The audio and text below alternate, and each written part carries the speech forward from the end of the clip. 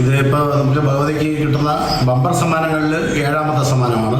2022 Onam bumper തന്നെ ഇതുപോലെ നമുക്ക് 25 കോടി അടിച്ചിട്ടുണ്ടായിരുന്നു. അത് ട്രിവാൻഡ്രം സ്വദേശിക്ക് അനൂപിനാണ് 25 കോടി ലഭിച്ചത്.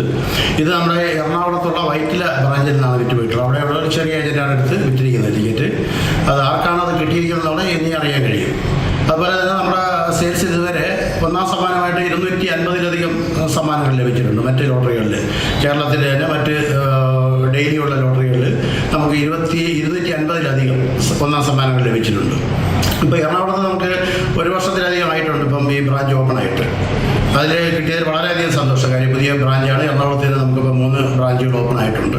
ഈ ഭഗവതി ലോട്ടറി ഏജൻസിയെ വിശ്വസിച്ച് ടിക്കറ്റ് എടുക്കുന്ന നമ്മുടെ കസ്റ്റമേഴ്സിൻ്റെ വിജയമായിട്ടാണ് ഞാനിതിനെ കാണുന്നത്. കാരണം ഒരുപാട് പേര് ഭഗവതിയുടെ ടിക്കറ്റ് ചോദിച്ചു വാങ്ങി വരുന്നുണ്ട്. പല സ്ഥലങ്ങളിൽ നിന്ന്, നമ്മുടെ സംസ്ഥാനത്തല്ല മറ്റ് സംസ്ഥാനങ്ങളിൽ നിന്ന് പോലും തിരുവനന്തപുരത്തെല്ലാം വന്ന് ഒരുപാട് പേര്, നിരവധി പേര് വന്ന് ടിക്കറ്റ് എടുക്കുന്നുണ്ട്. പക്ഷേ ഇപ്പം ഇത്തവണ വളരെ ഡിമാൻഡായിട്ട് ടിക്കറ്റ് പോയി. കാരണം ഡേറ്റ് മാറ്റി വെച്ചതുകൊണ്ട് ഡിമാൻഡായിട്ട് ടിക്കറ്റ് പോയതുകൊണ്ട് നമുക്ക് അവസാന നിമിഷങ്ങളിൽ നമുക്ക് കസ്റ്റമേഴ്സ് വന്നപ്പോൾ അവർക്ക് കൊടുക്കാൻ കഴിഞ്ഞിട്ടില്ല.